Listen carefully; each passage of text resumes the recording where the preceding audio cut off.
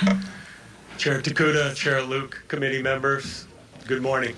I am Scott Enright. I'm the chairperson for the Board of Agriculture here representing the Hawaii Department of Agriculture. Before you should be our written testimony. I'd like to review quickly some of our more recent accomplishments with land development. Our agribusiness development corporations recently purchased a 24-acre piece of property adjacent to Galbraith lands. We'll be using those lands to develop post-harvest facility for the Galbraith lands. With the coming FISMA rules, the Food Safety Modernization Act, we'll need those facilities to assist agriculture to move forward. Additionally, ADC purchased a Tamora warehouse in Wahiawa, and that will be used for training and conference facilities. Altogether, the Whitmore Village project will be an excellent model for agricultural development that we can move around the state after we show the success in Wahiawa.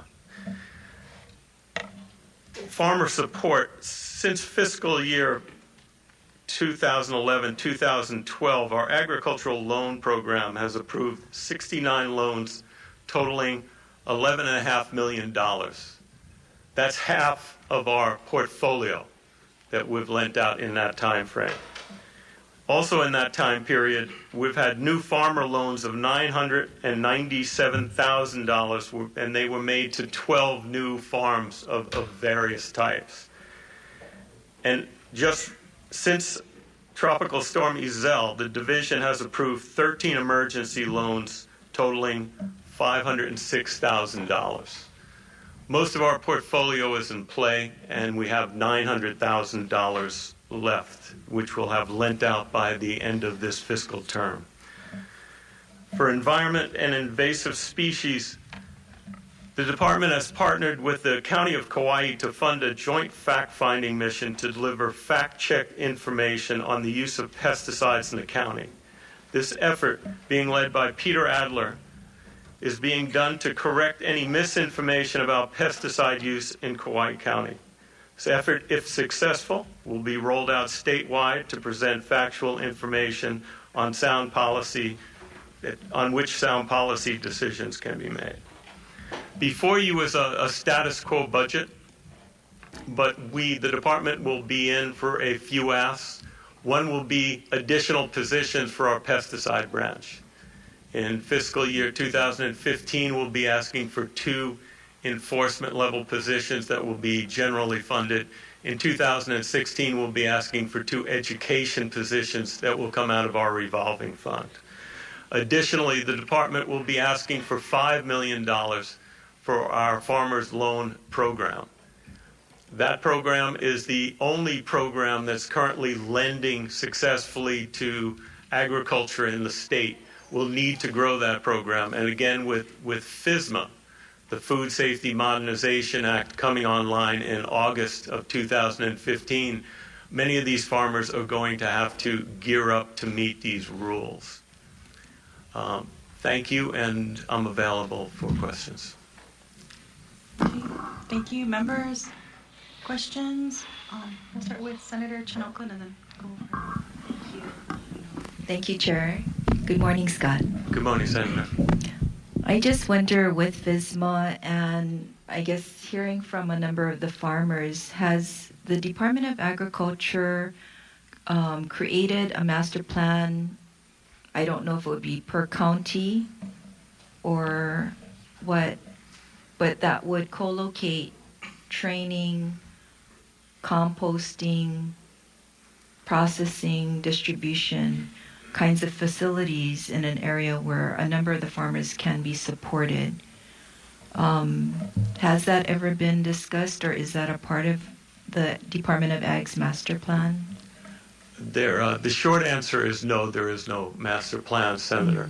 Currently, the department has put out a contract to continue work that started on the Big Island on food sustainability baseline. There was work that was done for the County of Hawaii. Jeff Melrose and Hilo put together their efforts and their talents and put together a baseline, and it shows on Hawaii County where agriculture is done and what's being done successfully. The department now has a contract where that work will continue statewide. So we'll, inside of a year, know who's farming where, what's being farmed, and it'll give us a better idea of what the needs will be. We anticipate needing this again for FSMA, the Food Safety Modernization Act. It's the first time since the 1930s that the federal government has taken up food safety regulations. The first of 4 rules, the produce rule, comes out in August of 2015. And it will be a paradigm shift for agriculture in this state. The demands of FSMA are going to be much greater than the vast majority of our agriculturalists are going to be able to meet.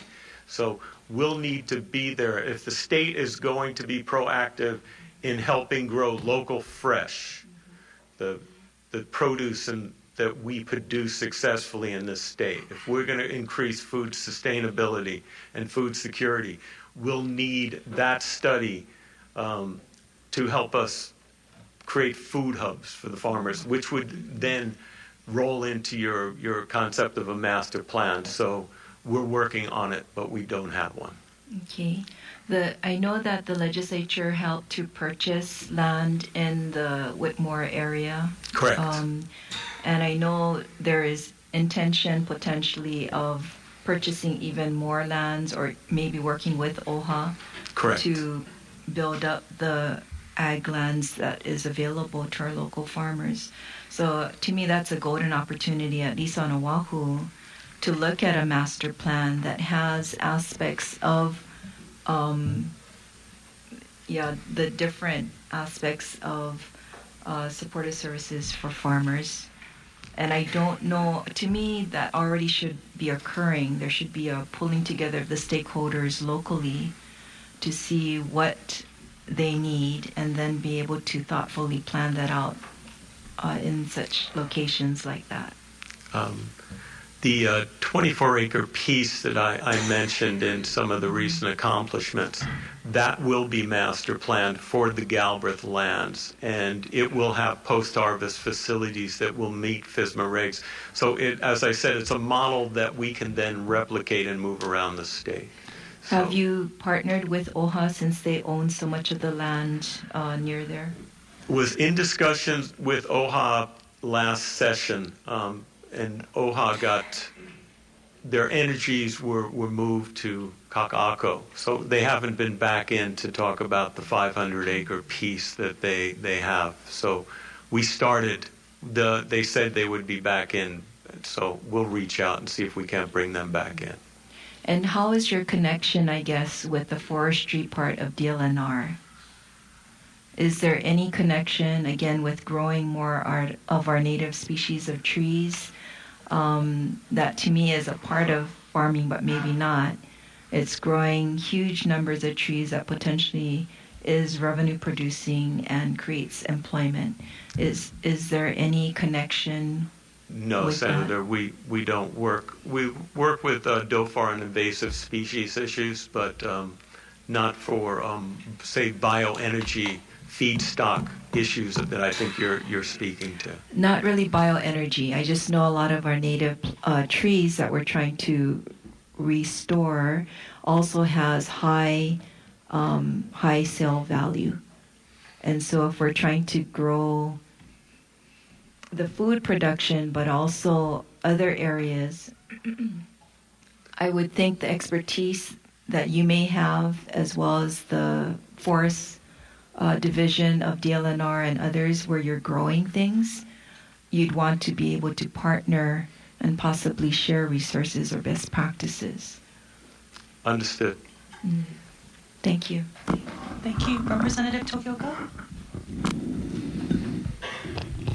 Thank you, Chair. Mr. Enright, good morning, and thank you for being here, and congratulations on your new... Thank you, Rep.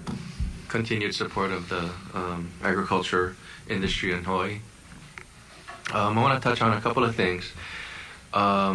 You mentioned loans, and you mentioned working on Kauai and the environment with the county of Kauai.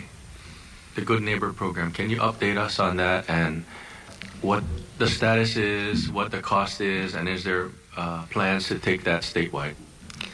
The Hawaii Department of Agriculture thinks that the Good Neighbor program is going exceedingly well, but I've recently reached out to the Agricultural Mediation Services to do an independent review, a third-party review. So we should have that inside of a couple of months. The cost is, I would like to say, minimal.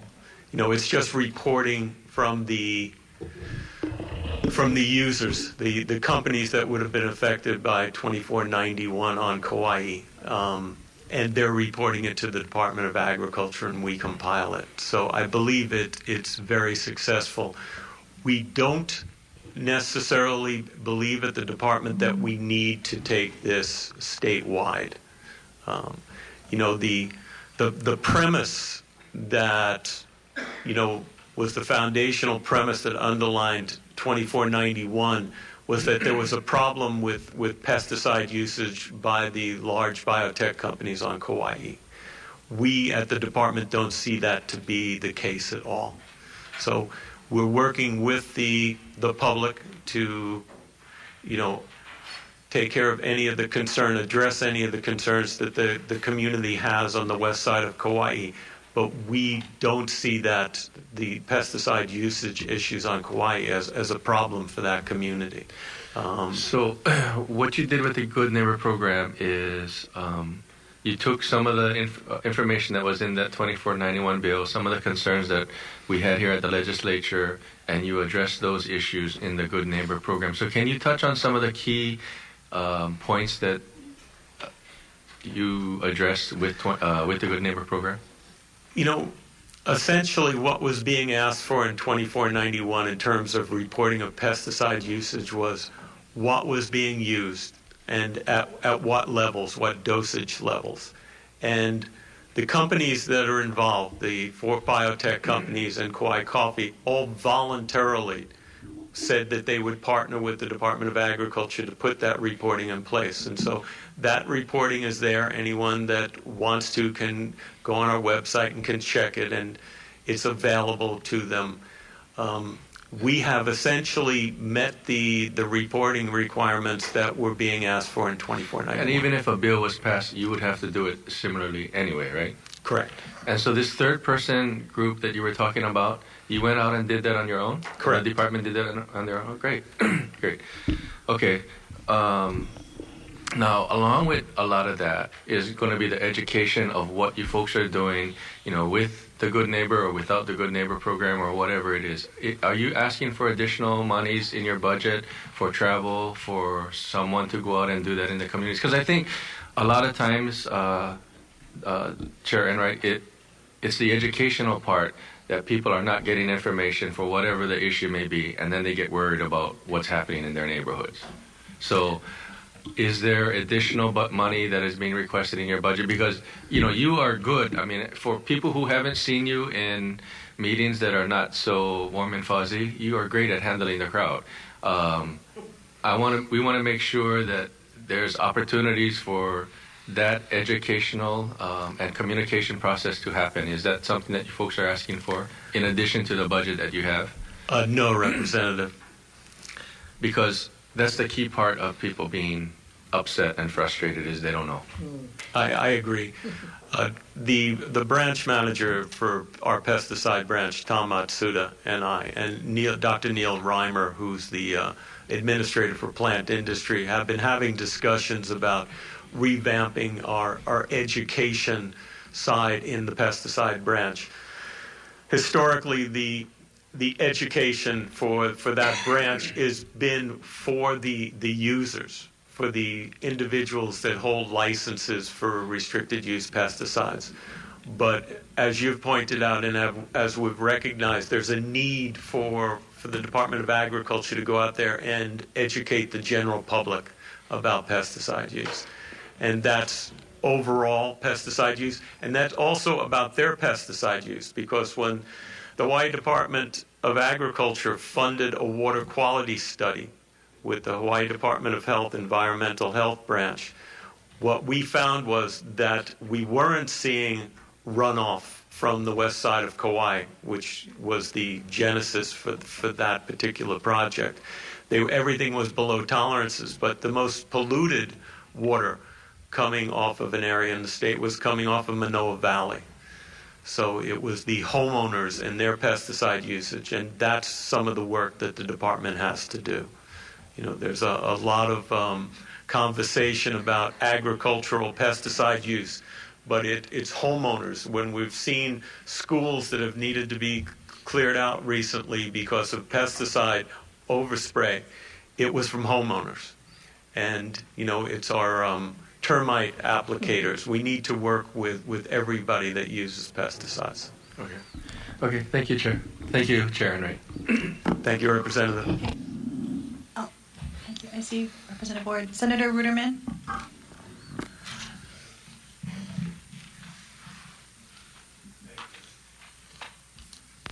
Thank you, and good morning, Director Enright.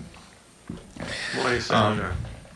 I want to ask you a couple of questions regarding, there's been some discussion of, in addition to ag inspectors, establishing some ag enforcement personnel, kind of like doe care at DLNR, to investigate ag theft and things like that. Correct. How many such enforcement officers do you think would be an appropriate amount? And do you have any sense of what that budget would be? Well, what the Hawaii Department of Agriculture is doing is we're in discussions with the AG's office. They have investigators, former law enforcement officers that know how to finish up investigations. And so for issues like ag theft, the department's looking to use those individuals to take care of the enforcement issues that we have. And we'll use them, Quality Insurance Division needs them for following up on, say, labeling infringement, and we'll use it for ag theft. I've been in discussions with the prosecutor's office on the Big Island about that. And we need it in our Human Resources Department, too. So that's the tact that we're taking. Rather than bringing on, say, a full-time employee to do that, we're going to use individuals that are trained to do just that and buy their services on contract. I see. Thank you.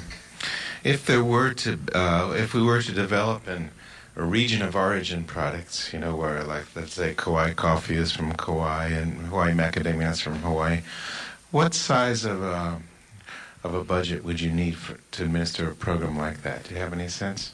You know, Senator, we would need to no would be the short answer at this point. We'd really need to look to see how extensive that workload would be.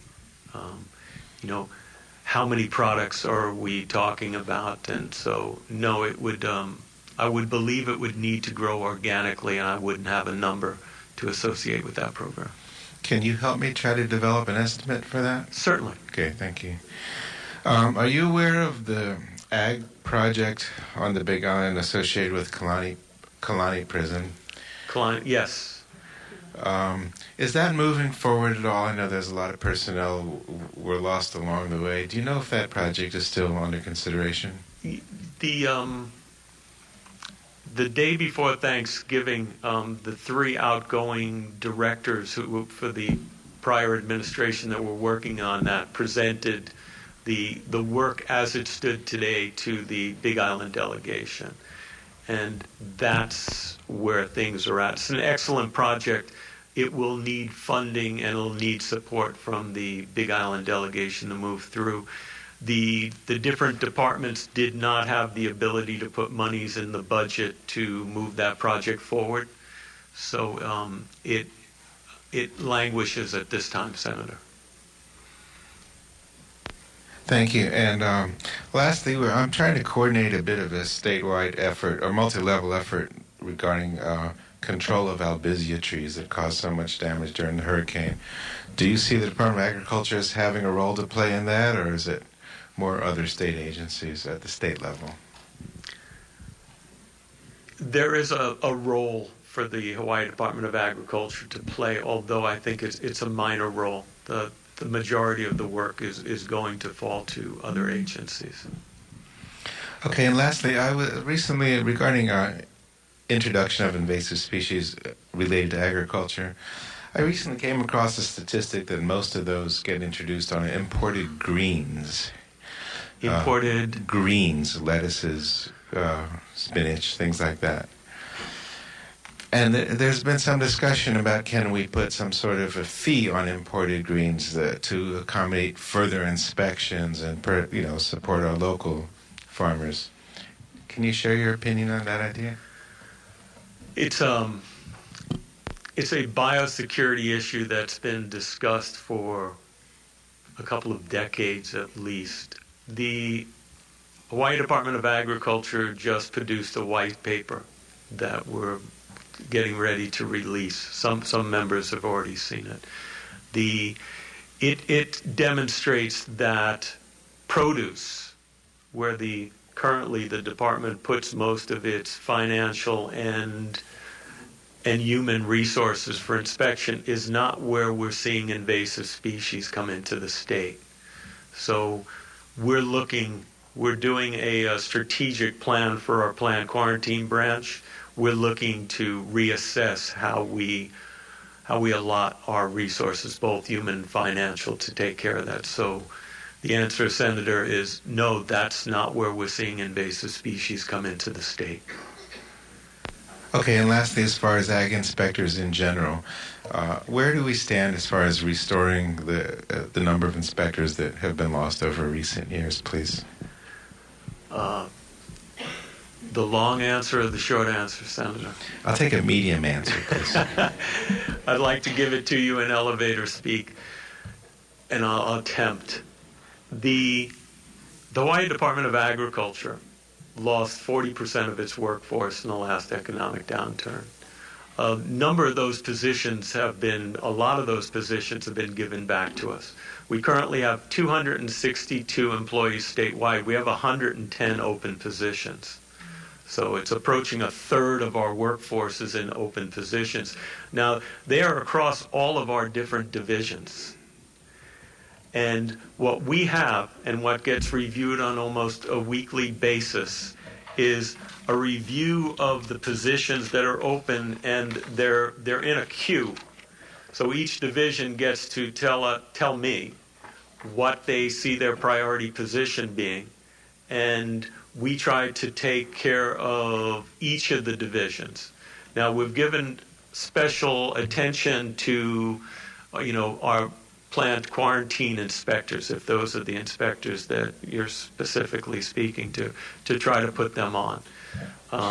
We had some difficulties in the beginning because the educational requirements for those positions were difficult for most graduates, even ag school graduates, to have in place. So we've done that work. We're busy working, trying to put all the positions back in. We've revamped our HR department. We have a new head of HR. We've brought in people that are specifically trained in their career with the state to do recruitment. And so we're hoping to catch up on our recruitment. We hired 32 individuals the last fiscal year, but we lost 19 because that puka, that gap that we saw when we let 40% of the workforce go, leaves us with people that are just coming in and people that are retiring. So that's our challenge. And our challenge is succession, is capturing the institutional knowledge that goes with that. But that's as short an answer as I can give you, Senator. Sorry. So when you say plant quarantine inspectors, is that agriculture? That's not agriculture commodities inspectors, no. Right? They're different inspectors. So how do we stand? I hear so much about we need more ag inspectors to keep us. I believe when you hear that, they're talking about plant quarantine inspectors. So when I import containers full of produce, that's not the problem right now. Well, based on our white paper, and we're also taking a look at crunching the numbers from our various risk analysis that we've done over the year. No, produce doesn't look. That's not where we're seeing coconut rhinocerous beetle come into the state. Thank you, Chairs. That's all my questions. Thank you. Representative Ward? Chairs, and congratulations on your new appointment. Thank you, Rep. You head the department that offers the most promise and has expectations by a lot of us, probably beyond what you can reach. But that's an introduction to my macro question of generally the state of agriculture, and I'm going to break it down into some pukas. How are the numbers of farmers? What are they now, and what have they been over the last 3 to 5 years? Are they getting larger numbers? Are they smaller? Are they leveling off? What are we doing in terms of those who are participating in agriculture? Essentially it's leveled off. Depending on how we're crunching the numbers, you could see a short drop too. So we're not gaining ground. The problem, such as it is that our mean age of agriculturalists is 60. And so we need to find the next generation of agriculturalists. But this is an exceedingly difficult state to do agriculture in. Land costs are exceedingly high. Labor costs, the costs of doing business, imports are all high. And so that's part of that, is our ask for ag loan. If we want this next generation to come in, they don't have a work history. So nobody's going to be lending them money. I mean, even good farmers have a hard time finding the capital out there.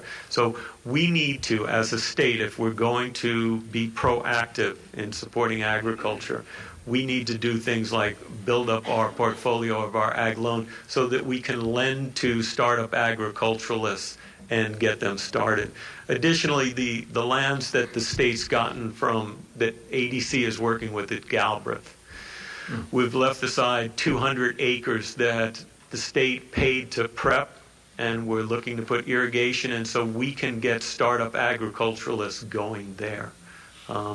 The department is helping fund a UH program, Go Farm, that we sought to be the most successful for ag mentoring.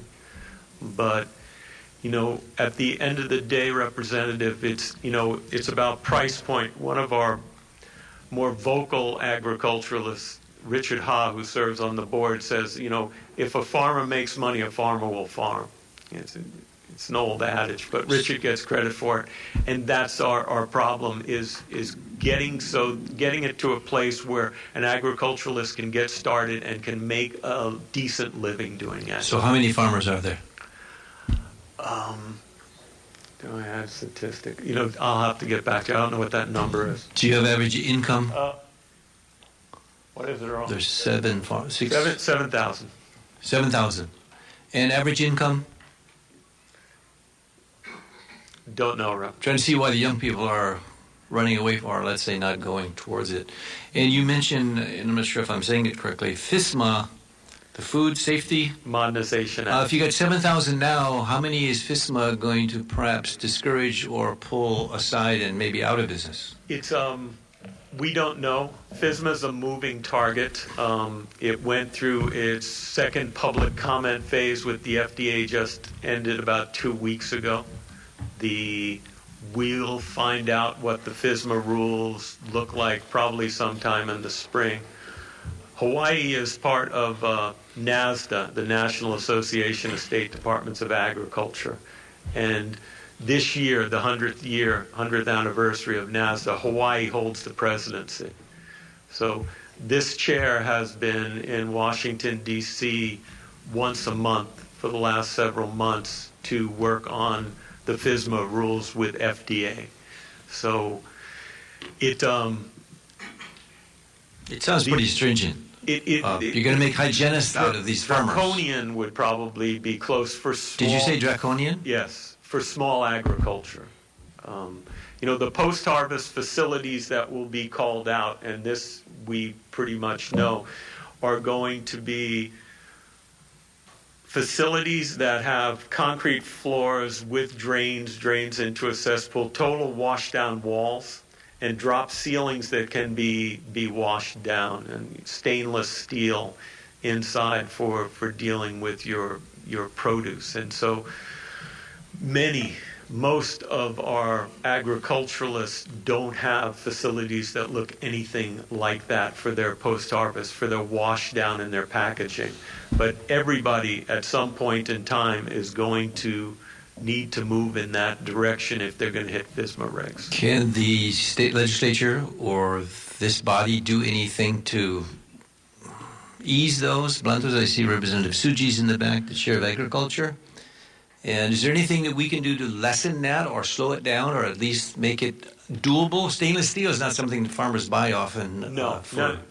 It's what will need to happen is there'll need to be food hubs developed.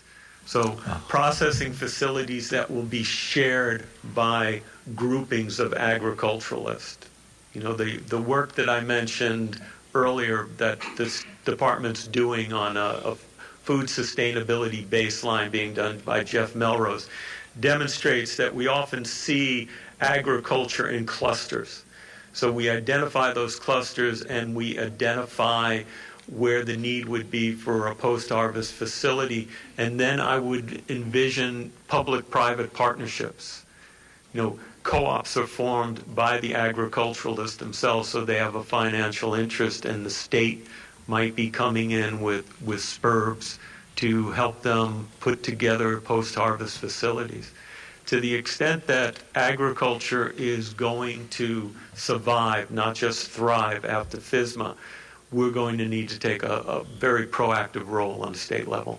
Okay, short of collectivization of agriculture, farmers are pretty independent guys, and this is I hope you can reach out to make that happen, because otherwise, if you only have 7,000 you're starting with, and we lose more as we've lost the dairies and so many industries are dying on the wayside. Again, the expectation is that your department is going to offer all this hope for the future. A couple of other quick indicators. Is there a self-sufficiency index? Have you got it where here's what our goal is, and it, you know, just like the energy independence, 70% in 30, 20 years? Have you got something, goals like that? Yes. Currently we have a contract out for, it's a 2-year program where the Department of Agriculture partnered with Ulupono Initiative to do a food metric project. You know, it's often talked about that 85% of the food in the state is imported. You know, an election year gets up over 90. But, you know, nobody really knows what that answer is. You know, the 85% came out of a study from Rocky Mountain Institute, but, you know, it's never been verified. So the department's has a contract out to come up with a food metric. So it'll be a dashboard of what we produce and how much. So there are things that we produce a lot of cabbages. You know, sweet potatoes. We produce more than we use in the state. And there's some things we'll never produce, like rice. You know, if you look at a supermarket, it's the exterior, the local fresh, you know, your meats, your fish, your produce, your dairy that we can affect change on in the state. Everything in the interior, the processed foods, we're never going to do that. And so this food metrics project will identify what it is that we do and what we can affect change on, and we'll have real numbers as to each of the different commodities. Excellent. Without numbers, we can't measure anything. 2 last questions, chairs. Are we having control of the fire ant and the coffee berry borer and the rhinocerous beetle? Have we actually turned the corner and we're really have them under control, or they're still kind of popping up in places we're not really sure if we've got a handle on it?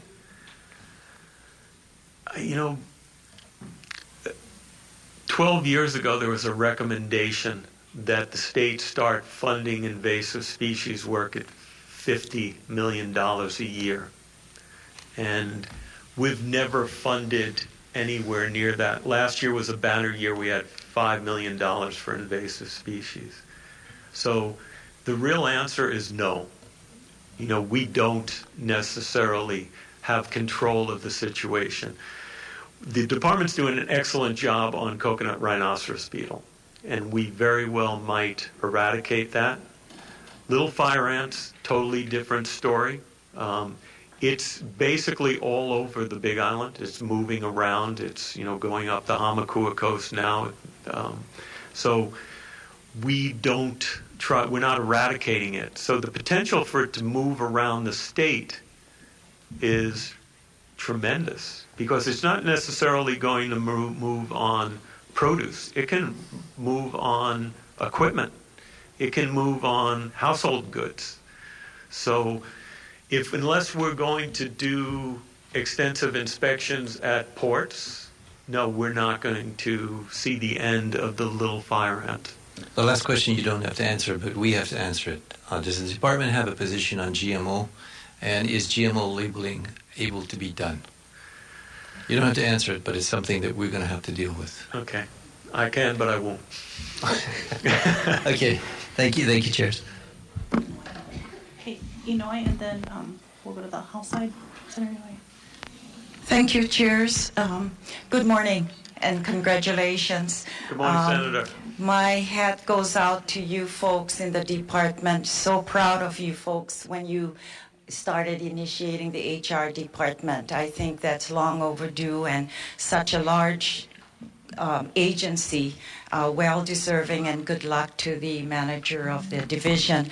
As maybe most of the division heads would know, I chaired Water, Land, and Ag in the previous years.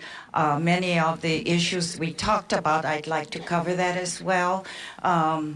But one point, and Representative Ward, please come to my office so I can educate you on agriculture development.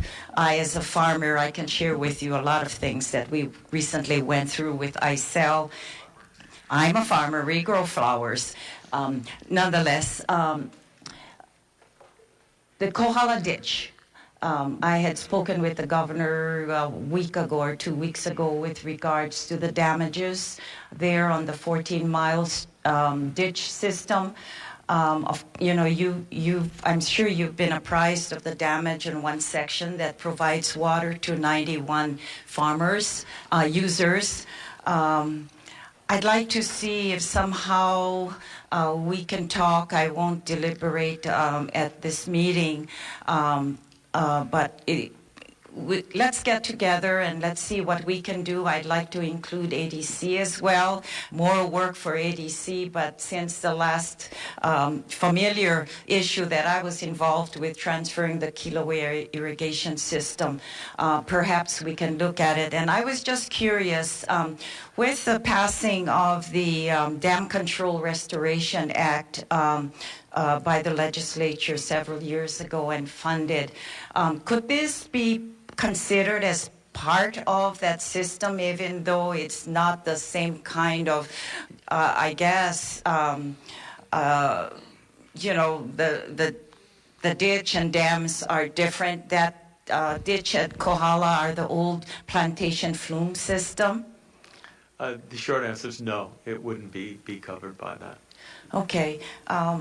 Later, let's kind of talk Certainly. about the Kohala ditch as well. Welcome the opportunity, Senator. Thank you.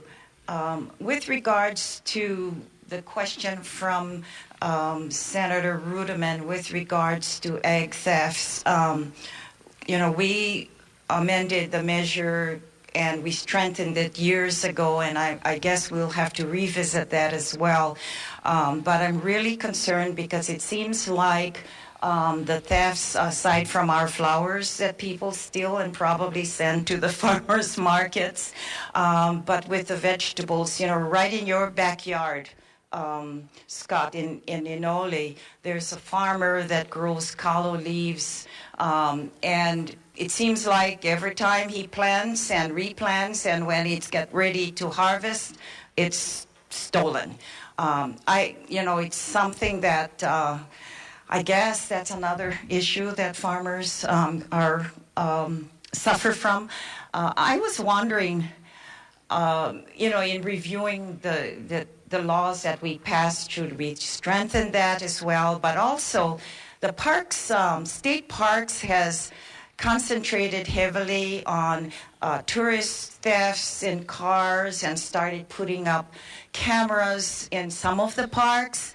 I was just wondering if perhaps maybe in the near future that the department could look at purchasing or looking at the cost of cameras at a state cost, because us farmers are not that rich, and perhaps whoever wants to get involved with, can buy it from from the state or the department, but something that, we can assist all farmers.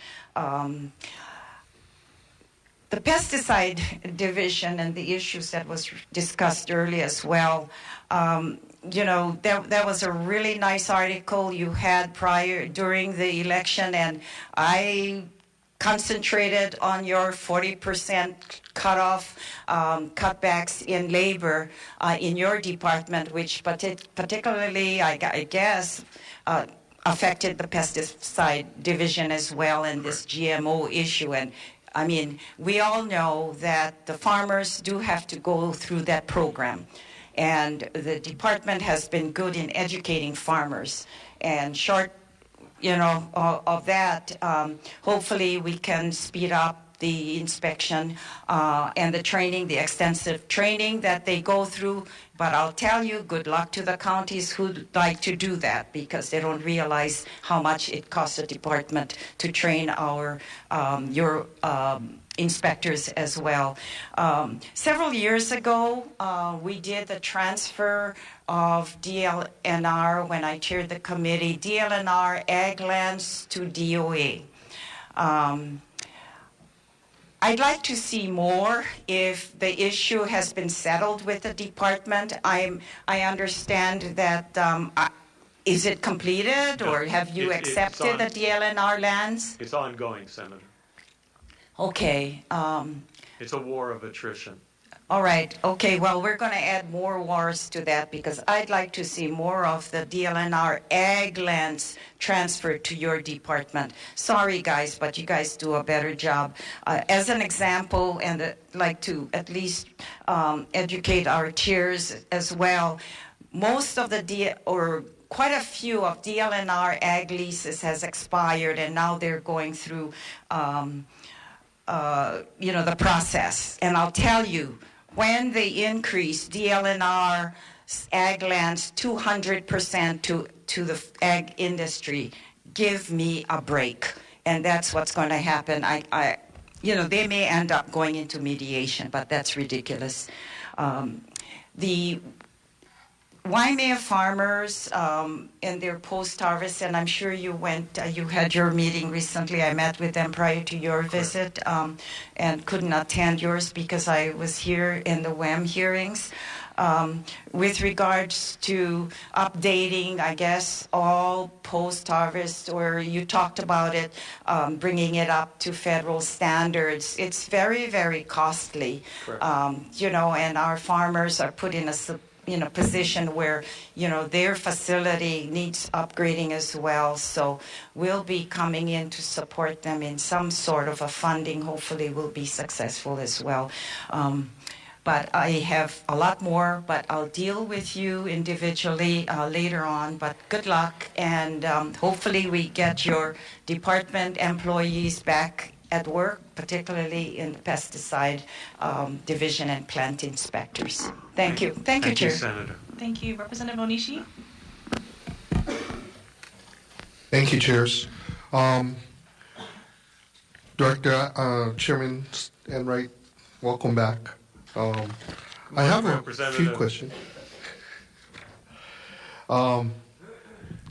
You talked about the Tamura Warehouse and Whitmore Village facilities purchase. Correct. What was the source of funding, and what were the amounts of those purchases? The money was from the ledge. What was where'd Jimmy Nakatani go? Come on up, Jimmy. Jimmy Nakatani, the Executive Director of Agribusiness Development. Well, CIP funding, I believe Tamura Warehouse was 4.3 million, and I think the 24 acre was 3.3. Yeah. Follow-up question to that. So, do we need to anticipate additional requests for funds in order to, you talk about converting it into training and conference facilities, for packing and processing facilities. Do we need to expect more requests for funding?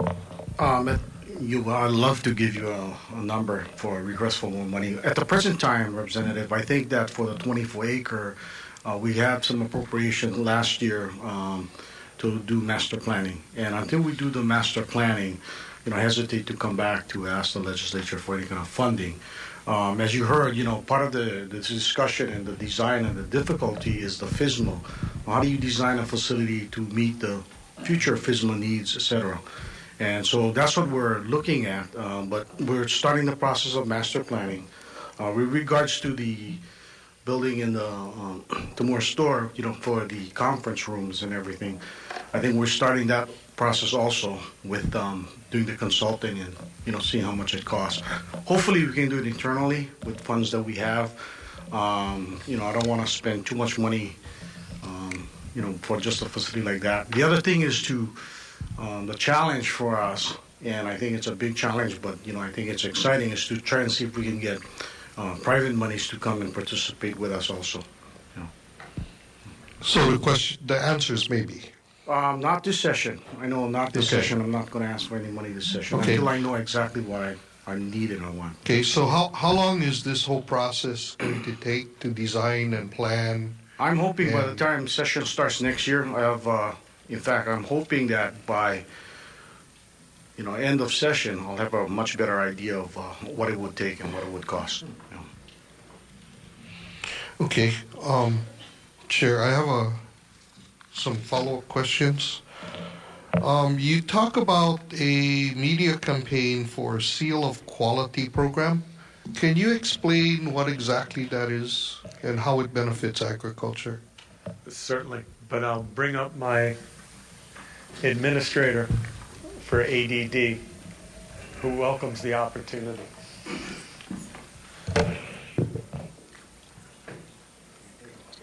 Good morning, legislators.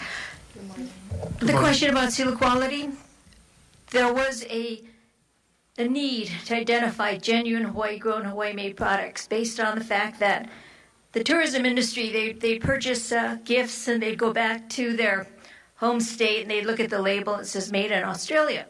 So I'm going to say 2006, the legislature established the seal quality program. Forget the law number, but basically the seal quality guarantees. It's a branding program that identifies genuine Hawaii-made products. Okay, thank you. Good. Chair, I have another follow-up question.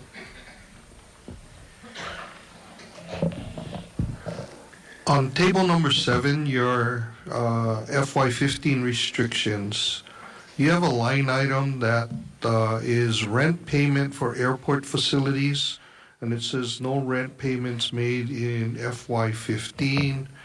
It was budgeted for about $1 million, and the restriction was $165,000.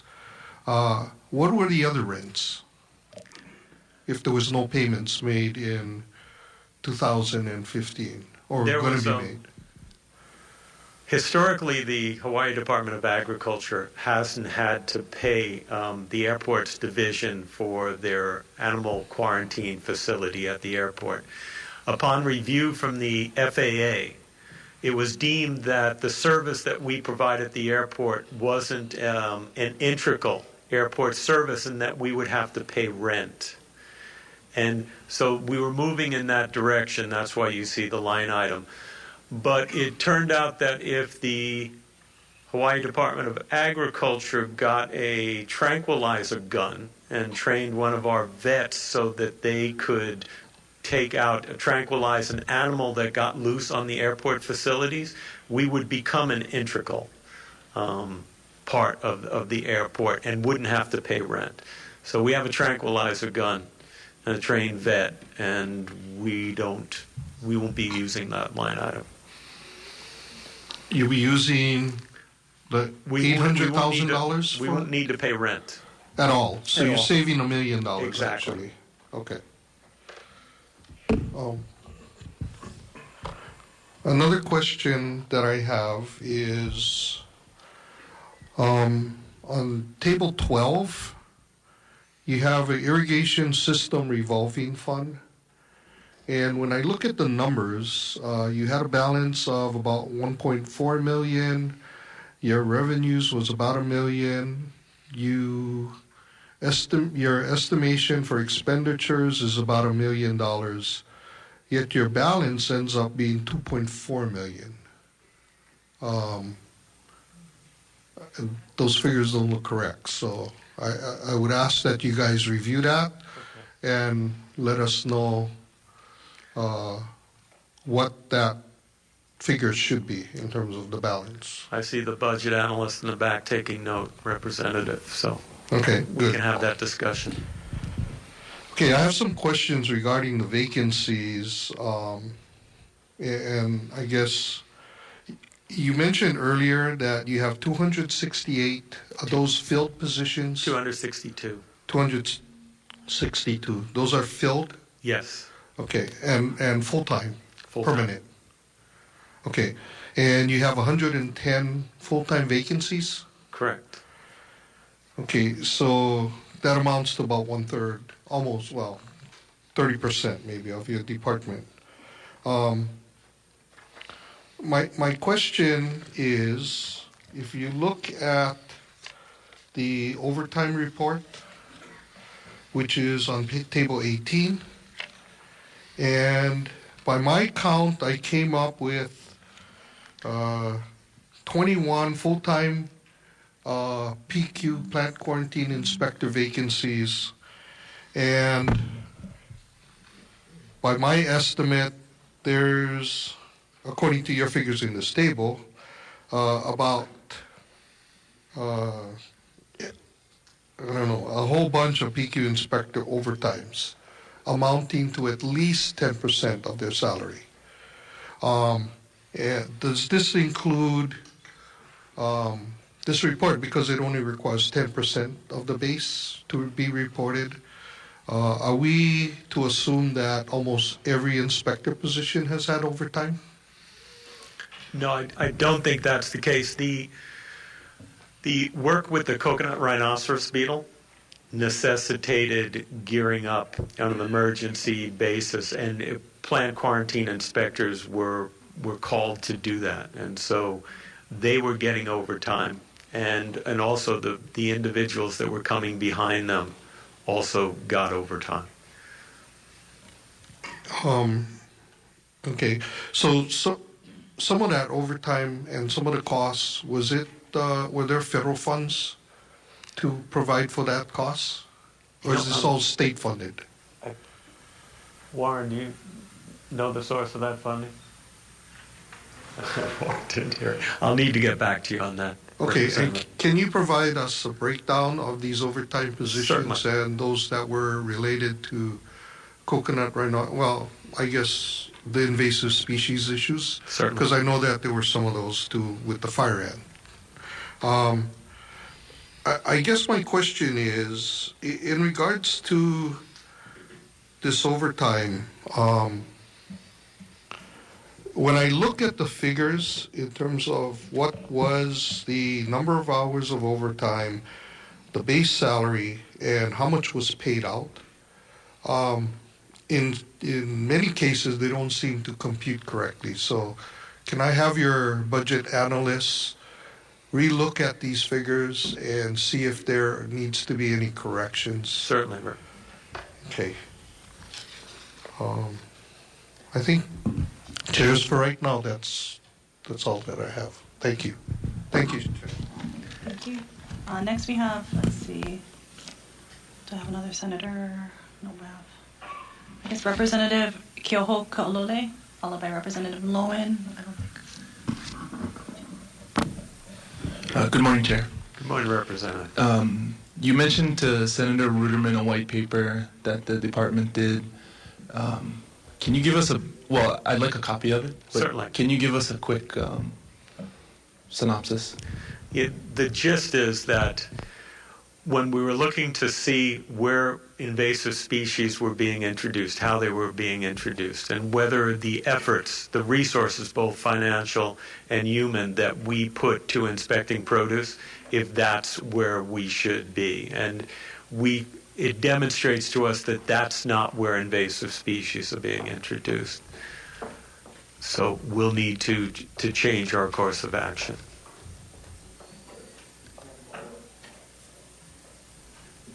Where are they coming from? Propagated materials. Okay, thank you. Thank you, Chair. Actually, Representative Lon, if we could have Senator Chun-Oakland first and then Representative Lon. Thank you. Thank you. Senator Chun-Oakland. Thank you, Chair. I wanted to ask a little bit more about the ag loan. I know there was a paragraph on that in your testimony. Is there a current waiting list for ag loans? Because I think it's about $1 million per year. There's loans that are applied for. We're going through emergency loans. We'll lend out, the Ag Loan Division will lend out better than $3 million a year. We've got $900,000 left in our portfolio. So that should be spoken for. Those loans should be given out by the end of session. So that's where we find ourselves. You've not asked, though, for additional funds? Correct. We have an ask for $5 million, and it's one of the asks that we'll be coming in for with our legislation. It's being reviewed by the Office of the Governor currently. I see. But I was putting it on the committee's radar that we'd be coming in for that and why. The bond, is it bond financing that you're looking for or general funds? General funds. Sorry. Okay, thank you. And I know that in terms of workforce issues, it's a statewide concern where we're having more people retire than get hired. So I'm just wondering how the department views some of the, the school garden kinds of programs, the school farm to school kind of programs, the Future Farmers of Hawaii America type programs for H, because I see not really much of an investment in that from the department, and I just wonder if that's a ask this year. It's not an ask this year. Our ask will be very conservative, and this is the direction we've been given. The Hawaii Department of Agriculture supports all agriculture, so we support all of those programs. We have an active interest in school gardens, but with FISMA, that's going to be exceedingly difficult. What are we going to do with that produce once you've grown it? And the farm to school, the department's been playing an active role in that, and will continue to play an active role in that. The difficulty there, just in elevator speak, is having sufficient quantities of a commodity so that you can meet the needs of the school system. There's the constraints put on it. If the school system's accepting federal monies for their school lunch program, they've got to put their menus together ahead of time and secure, a given amount of produce. And in this state, we're not geared up to do that currently, but we'll continue to work to find a way to grow that demand and then hopefully grow agriculture in the state. I know there is a working group actually working very closely That's with correct. Ms. Owens. So I understand also, though, the 4-H and 4-H in particular, College of Tropical Agriculture used to get funding, or still does get funding, but it's not going towards that program. Is that your understanding of that? No, that wasn't my understanding. But then again, I've never looked at the CTAR's budget. That's what I've heard, I guess, last year. So I'm concerned that our younger folks, where there may be interest sparked by a lot of the activities in the schools towards farming, I just think we need an infrastructure, at least much more support to encourage our young people to pursue those careers. Dean Gallo, the dean of the college, works very closely with the department. She serves on ex officio capacity on the Board of Agriculture, and we work very closely together. I know she's fully supportive of mentoring programs and youth in agriculture programs like 4-H. So I Would you check with her? Because I'm not too sure if they're Certainly. actually... I will do that, Senator. Thank you. And I've also heard that farm worker housing is a challenge. Correct. So is there anything initiated with your department to address that particular concern? Well, no, I know it'll make one of my administrators nervous. You know, it's a loaded question. Sorry. Currently, I'm considering giving Kohala Center, at least put out an RFP, and I think Kohala Center might be sole source, to have a discussion about, you know, ag worker housing on ag land. Mm-hmm. If we look at the history around the state, entities like Kamehameha School that have done it, it gets exceedingly difficult to remove a tenant from ag land if they're not doing agriculture. And therein lies the problem. But going back to what I spoke to earlier about trying to grow the next generation of agriculturalists in the state and the financial difficulties in doing that, setting up a mechanism where agriculturalists could live on their farmland, even state farmland, so that they don't have the additional cost of having housing off-site and they're there with their crop, looks like a conversation we need to have. Mm-hmm. But how it gets structured, it becomes the devil's in the details, Senator. The other approach is to actually map out where all these farms are and to see if there is state property nearby that you can then partner with HHFDC or others that have funding sources to build housing and to coordinate in that way. And my understanding also with DLNR, you know, the land division, they have remnant parcels in various parts of the state. So it's more methodically mapping out where they are in relation to existing or future farms and seeing if there can be within our own network of properties the construction of farm homes. I would think that would also cut down on things like theft and other things when there are people right around that area. No, that's exactly right, Senator. So if that hasn't been done, I hope that maybe one of the 100 or so positions that's not been filled can be converted to that effort. Same with the farm-to-school coordinators and others. I hope there's a look at some of the positions you're saying that are vacant and redescribing it potentially to, you know, assign staff to do this kind of legwork. Thank you, Senator. I know at the very beginning I had mentioned OHA. I didn't mention Hwn Homes as a potential partner with all of their lands available. DOT, DOE, Hawaii Public Housing Authority. So I just wonder if you've reached out to those potential state partners that have lands available that can start at least mini farms or, you know, basically look at our existing state agencies as potential partners for ag development and processing and so forth.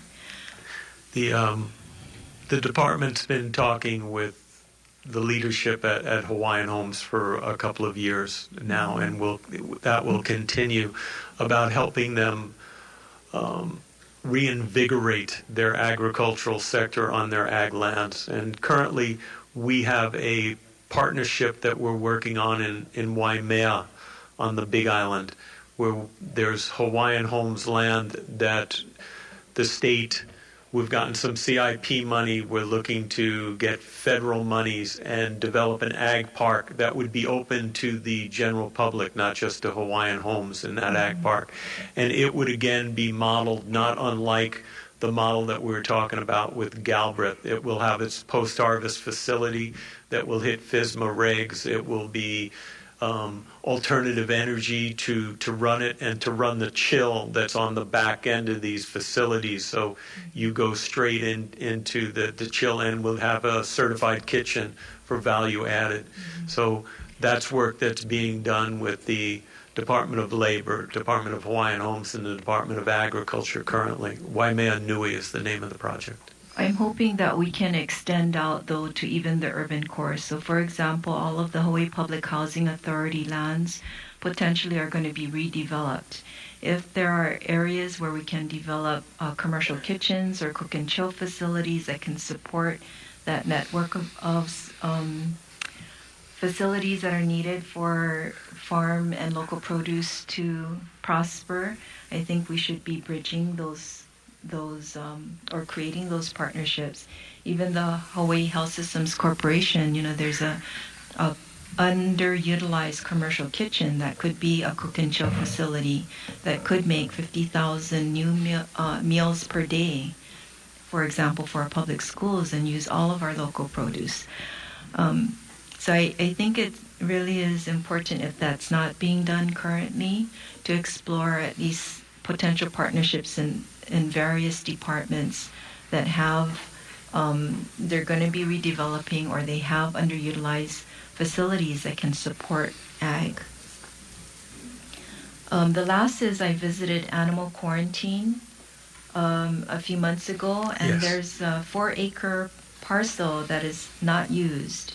So I just wondered, since it's within your department, right? Animal quarantine is in your department. Yes, it is. I just wonder if there was a look at how that could become a revenue generating opportunity for you to support some of the operating costs, or even to have revenues generated that could go into your loan special fund or what have you. The department was looking at just that not long ago, but I believe there's some conversations in the state as to what might eventually happen with those real estate resources that the department has in Halava. So I'll await. Or other areas too. Right. Yeah, that could become pretty significant revenue generators for your department. Okay, thank you. Thank you, Chair. Representative Lowen?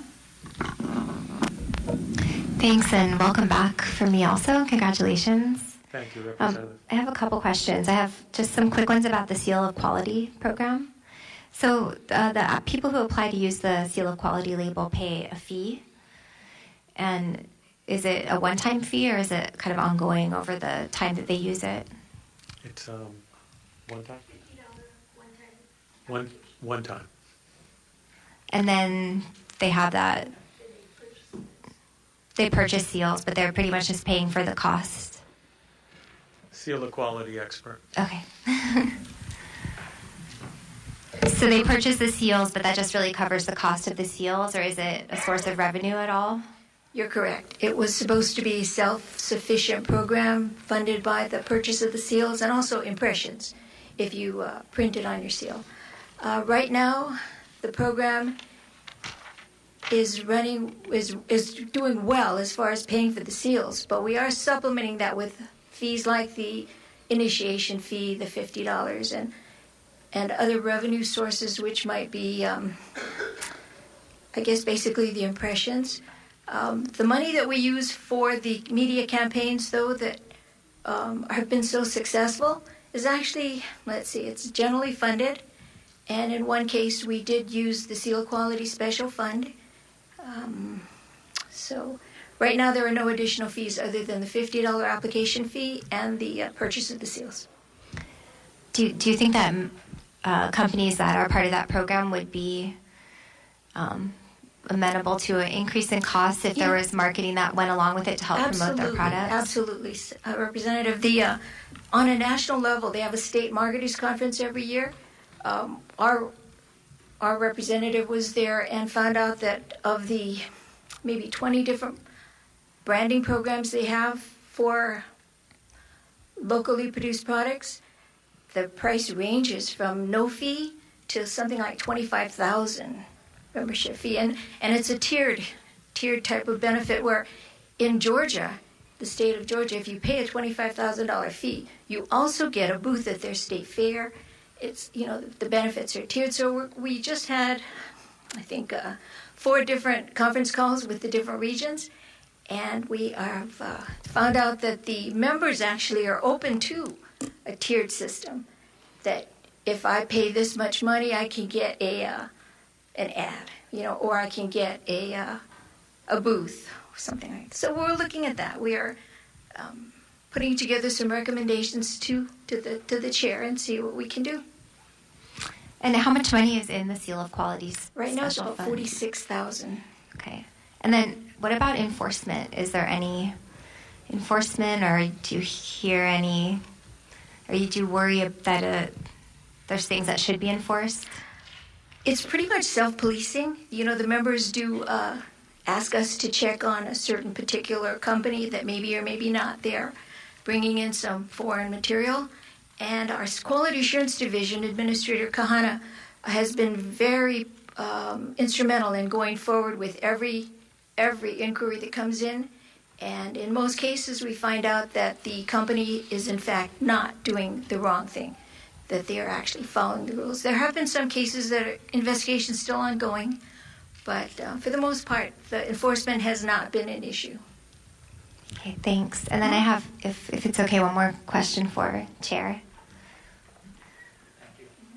So if you can just give me an update where we are with implementing the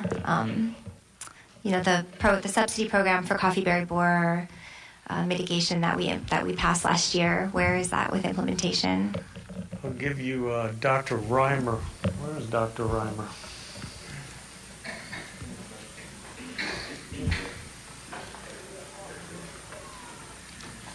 Good morning.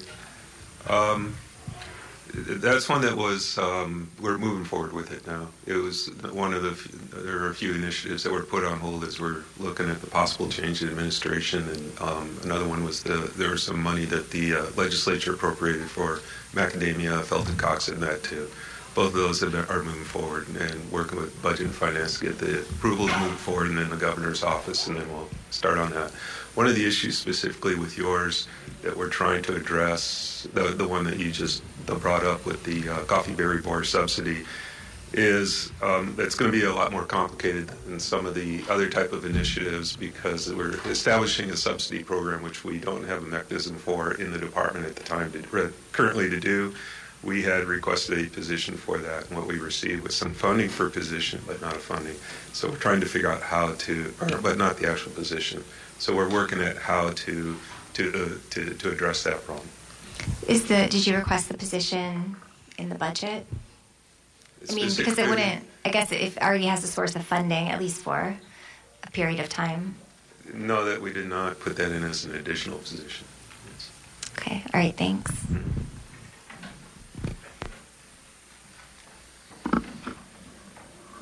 Members' questions? Senator Ruderman, and then... There's a couple of brief follow-up questions. Regarding the discussion of growing new farmers, which is sometimes been suggested as on-farm mentoring, are you familiar with that Yes. term? Do you think it's best to house that in the Department of Agriculture, or is that more of a CTAR function? I would initially say that it belongs in CTAR. That is what they do. The Go Farm program that I mentioned earlier that the department has helped fund, we're funding that currently. Because it's not getting the funding levels that it needs in CTAR. But it's a good program. But I would opt to send it over to the university. Thank you. And one last question, just so I can get the terminology right. Can you explain to me, is there a difference between an agriculturalist and a farmer? No, there's no difference. That's all my questions. Thank you, Chair. Representative Poha, followed by Senator Inouye. Hello, Chair. Just a quick question regarding the Food Safety Modernization Act. Are you aware of any campaigns of our local agriculturalists to comment on different dockets under FSMA? Yes, most of the farming groups, the associations, Farm Bureau, Farmers Union have all commented, as did this department. But I think the weightier testimony for a top-down regulatory agency like the FDA was in larger groups, like NASDA weighing in for all 50 states, or the Farm Bureau nationally. But there were a number of groups that did comment in the public comment phase, and individuals also. Thank you. Thank you, Chair. Thank you, Senator Inouye. Thank you, Chair. Just to follow up with regards to Senator Chun-Oakland's comments and questions with regards to workers' housing. That has been in a discussion for years, and I believe that we started something years ago with regards to the floral industry and the improvements that they make to the property. Has the land division, or how have you applied any of the improvements during the time of negotiations for an extension of a new lease? And to add to that comments, because I would think that any of the state lands, if we move forward with regards to, and we are in the housing sector, but using state lands for any development of whatever, and if an owner or a developer comes in, whether it's in ag or whatever, I think the state needs to come up with some rule or some, I guess, the process of how you're going to, quantify, the improvements to properties when either what happens if the lease expires and the user spends millions of dollars or whatever to the property, what happens next? And I'm just wondering, just a question with regards to ag leases, if that application has been applied or it's still in discussion with your department. Currently, the discussions we're having with tenants, individuals that have leases with the Hawaii Department of Agriculture, they're often looking for longer term leases. Our average is now 35. We're giving 45-year leases, and there's an ask in for 65-year leases. So these operations that are putting in $15 million, say, like Big Island Dairy on the Hamakua coast, which is on state ag land, they're asking for as long-term lease as they can get. And so we're negotiating with them and with others, but it's based on the amount of capital that they need to put into infrastructure so they can depreciate it successfully over the course of time. So we do factor that in. We also will defer some of the years of lease rent as they're doing the construction additionally.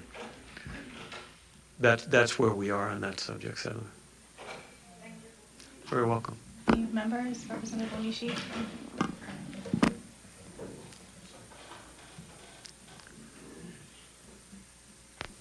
Chair, I have a follow-up question regarding ag land development.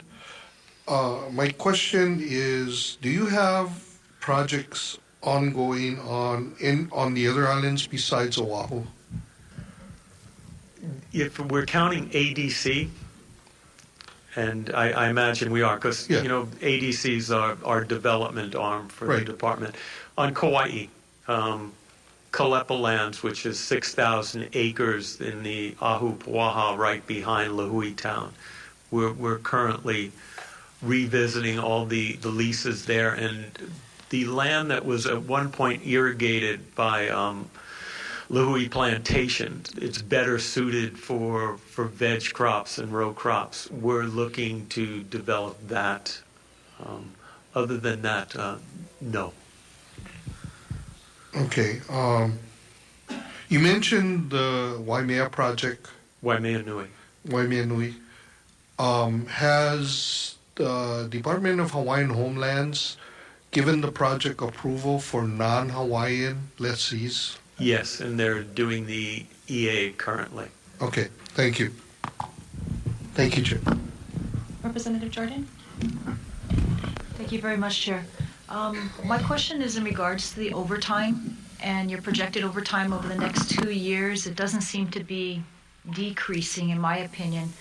And I'm very concerned with the overtime of 132% and 131. And that's almost more than their average pay. And how are we going to be addressing those situations? We'll need to we will be addressing it. We'll need to bring in another supervisor. That particular supervisor is with animal industry, animal quarantine. And the quarantine branch is 24/7, 365 days a year. And so that individual was stepping in, and we need to replace that.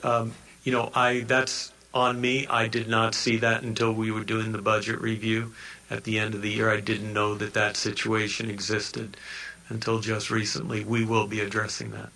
Okay.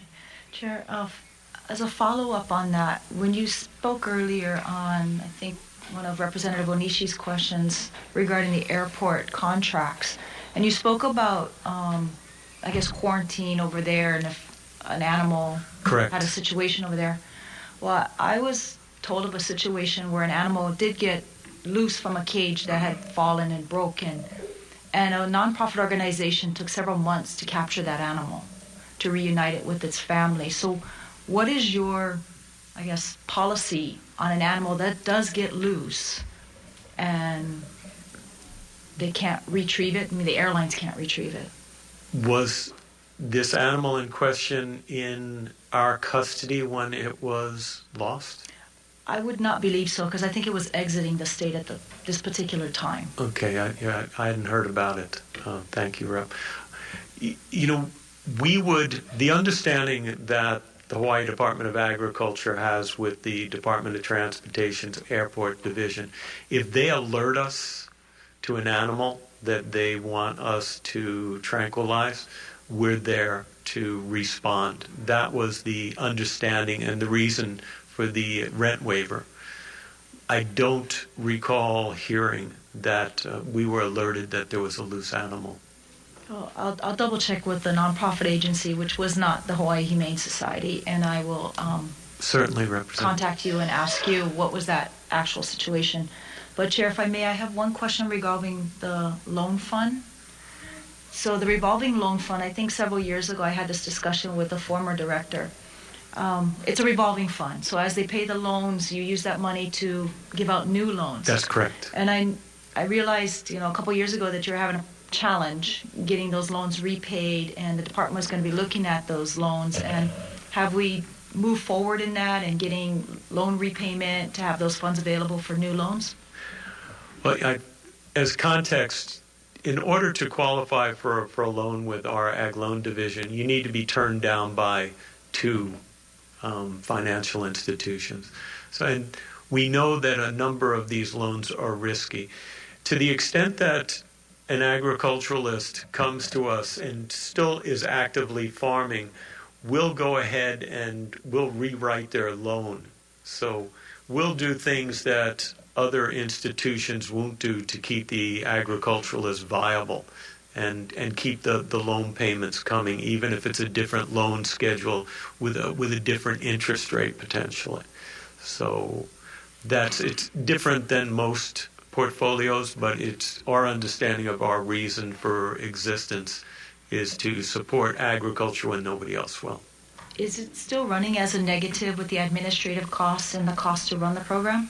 I don't believe it is. I'd like to introduce our administrator of Ag Loans. Currently, we are running a deficit. It's mainly due to the historical low interest rates that we have now. Approximately, we have about 22 million out in loans.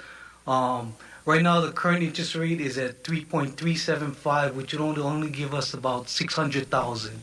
Our current actual expenses are running a little bit higher, about $50,000 more than that. So we're running a deficit of about $50,000 a year. Interest rates, if it was at 5%, which we were at several years ago, would be $1 million, and we were paying for ourselves. So while the program is running a deficit currently, over the years, interest rates range from 10% to 5% or whatever. We built up a surplus. That's held in our agricultural reserve fund.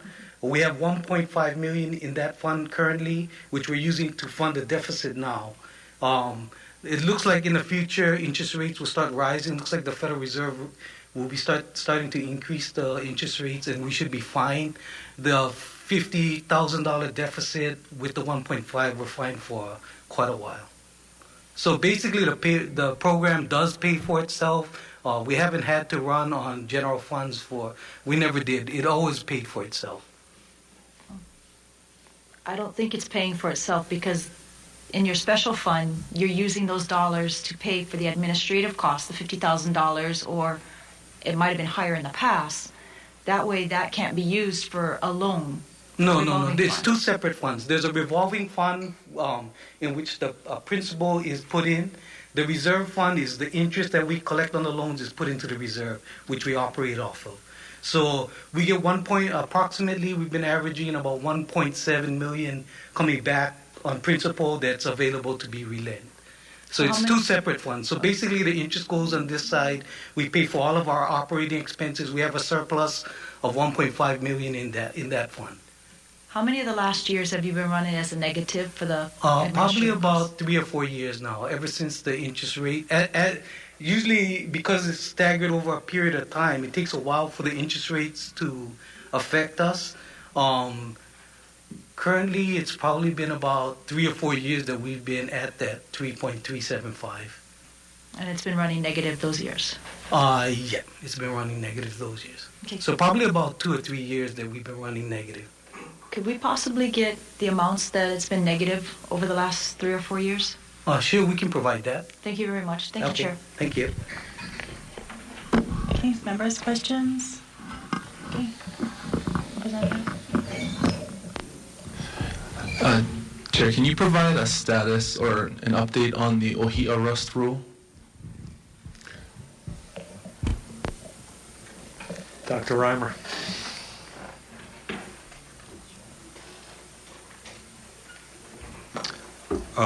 Where that's at right now is we've gone through review with that. So it's gone through subcommittee review and it's gone through plants and animals review. What we're doing is we're collaborating with the feds because the feds are coming out with a similar rule as well. And their rule, in the discussions we've had with them recently, is they expect that to come out this spring sometime. It's going to be a federal order that's going to address Myrtaceae importations and movement of those plants. And we want to make sure that in those collaborations that we're on the same page, so that the the state and the federals are working together with the two rules, so there's not some sort of legal implications where there's differences in those. So we're pretty much ready to go on that. We're going to, it's gone before our board, and we're ready to go out for public hearing on that, but we're waiting off a little bit to get a better understanding exactly what the federal rule is going to look like. They're supposed to be giving us a draft on that this month before they actually go out for public comments on theirs. If that makes sense. So it's moving forward. And we expect this all to be finalized with both the federal and the state rule, which probably I'm looking like May when that'll come out, and there'll be a final rule out on both sides. So, okay, so you're expecting APHIS to submit an order in the spring? We know that they will be. They're already working on a draft of that. We've been working on it. We've shared our language with them about what our expectations are. And in our discussions with them, it looks like there is not any significant differences between the two. But they have not shared with us the draft yet, and they expect to share that with us this month. And then they are, after that, going to be going out with for public comment this spring on that, and have that ready by then. So what I would not want to see happen, we're ready to move forward with ours, but I'm holding back on that as far as the public hearing, because I want to make sure that there's not some significant discrepancies with the federal rule, because we don't want to have our rule come out and it be preempted by federal law. So that's why I'm addressing it this way. So by working with the feds, and they've been very cooperative with us on it, we expect to have a final out, like I said, probably by late spring, looking at May or June. So you're anticipating the public hearing process and all of that to be complete by May, or that's when you? Yes, I would hope so, but I don't want to go out with that until we. So you plan on you plan on going to public hearings as soon as you hear back from APHIS. That's right. That's right. Okay, thank you. And like thank I said, we've already gone through internal process hearings, already gone to our Board of Agriculture, so we're ready to move forward with it. So. Okay, thank you. Thank you. Chair, I had some questions to follow up on. In Table 4, you had a few transfers. What is the transfer of $782,000 from the Ag Development and Food Security Special Fund to the to Ag 192? I think that's Ag Admin, right? I think that's your program ID. So what exactly is that transfer going for? I'm going to need to check, sure. I think that's the barrel tax money, right? Right. Okay. You know what that is? Yeah, we're switching our ceilings to allow to do projects to home and then It was a movement for the ceilings to adjust for the ceilings, Chair. So it's just a ceiling adjustment. So you normally put the barrel tax money, that money into Ag 192 then? That's normally housed there, or? No. Okay. So why is that transfer being accounted for in 192 I'm going then? to need to bring up the budget analyst, Chair.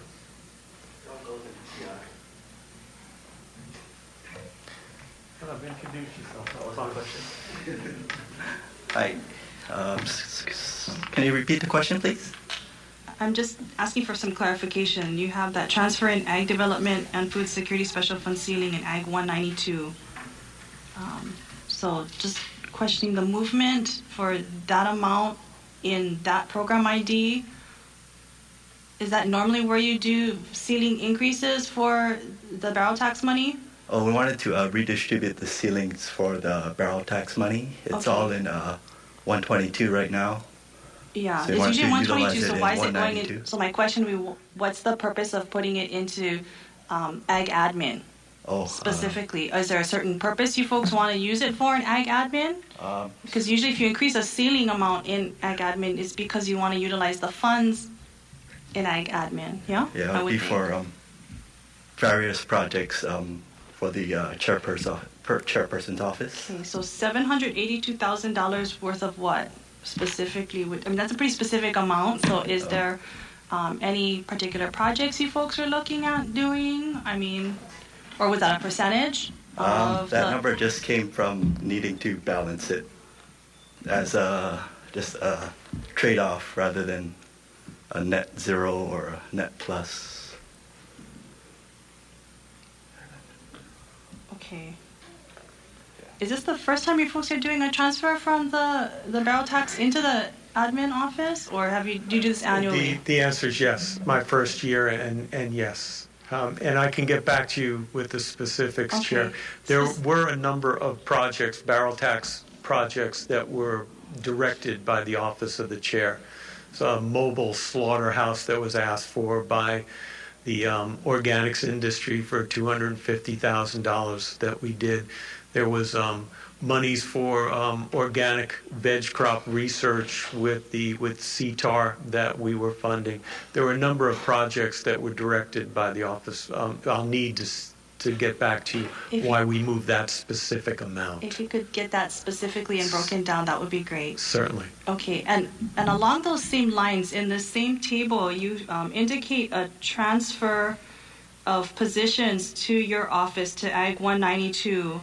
It says a transfer of 4 FTEs from Ag 122, Plant Pest, and Ag 171, Ag Development Admin. But if you take a look at the actual transfers, it's a total of 5 transfers, not 4. So I don't know if you've got a typo there, but if you take a look, you actually indicate 5 FTEs that you're transferring from Ag 122. And Plant Pest is really heavily hit right now. You've got 46 vacancies in Plant Pest. And you've got a significant overtime issue with Plant Pest and quarantine. 6-digit overtime kind of issues. So is there any reason you're taking those 5 positions specifically and putting it into the chair's office or the admin program ID specifically? That's the planners. They were positions that we were turning into planner positions, Chair. So, we knew that we weren't going to be able to fill the positions, all the positions that we have in planned quarantine, and we knew that we needed planner positions. So we were retaking them and turning them into planners. Okay, well, first, I think you need to double check your transfers because you've got a discrepancy of 5 and 4.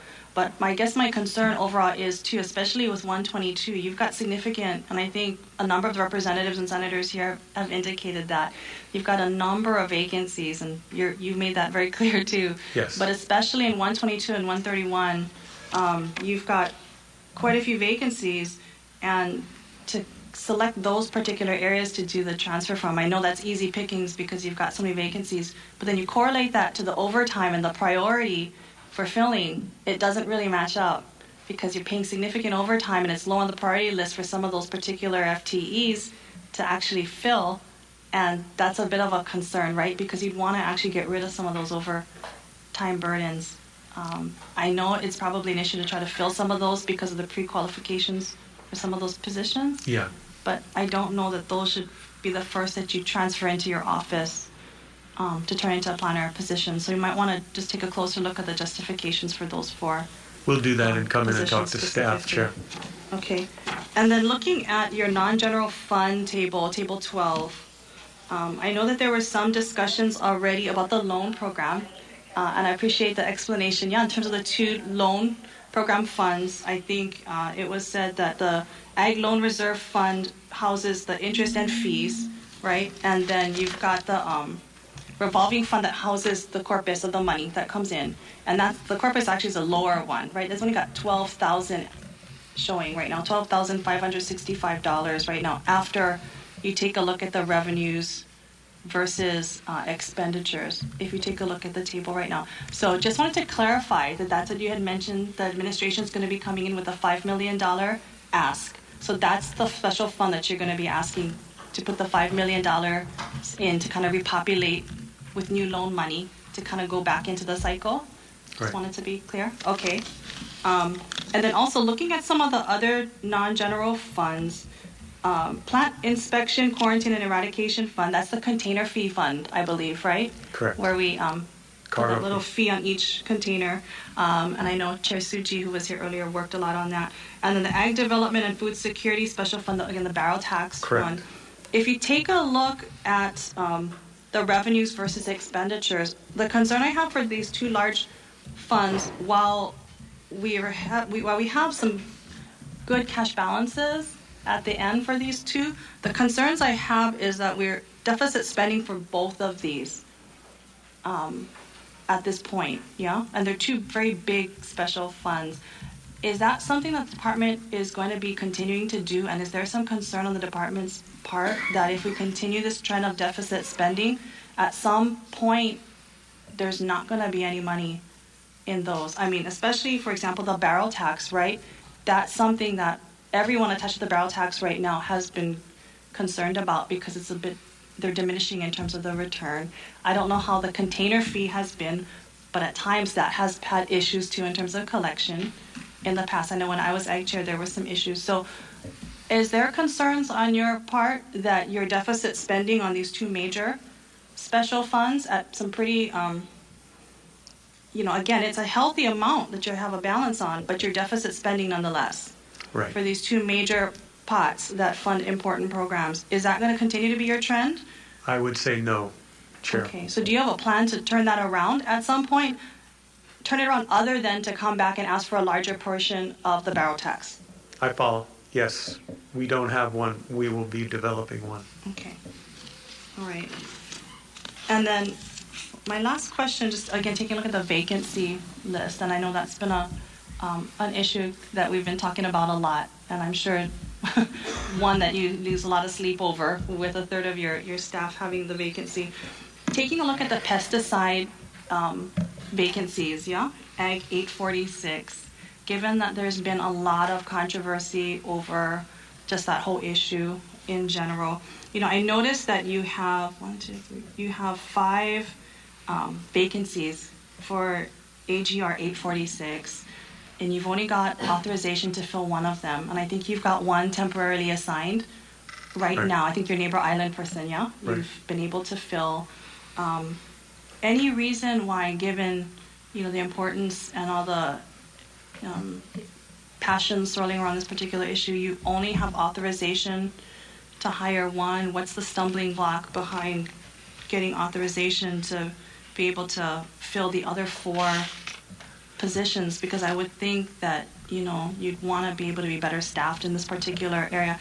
I can't actually find the other 4 positions even on your org chart when I look at the pesticide branch either, so I don't know if these are new positions that have not yet been placed in pesticide, and if other parts of pesticide are vacant, but question as to why you don't have authorization on the other 4 positions. The 4 are new positions. 1 is a retiree. We filled what we felt was the most important position, the priority position, which was the caseworker, one of the 4 positions we got last session. That particular position takes care of all the investigations, but they also take care of the UIPA reports, which we only had 1 person doing it. They were in overload. So we filled that position. Right now we're poised to fill 2 of the inspector positions. So they're in the queue to be filled. I'm looking at my HR director. That's correct?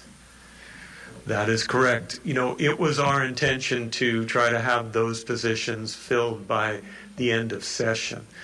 But as we've talked about here just in the immediate past, we've got the pesticide positions, which are certainly priority positions, but we've got the plant quarantine positions that are also important positions. We have the animal industry position with the overtime that's important. An administrator for animal industry needs to be brought in. And so it's that queue of trying to take care of each of the divisions and who's to get the first priority. And it's something that I look at with HR on a weekly basis.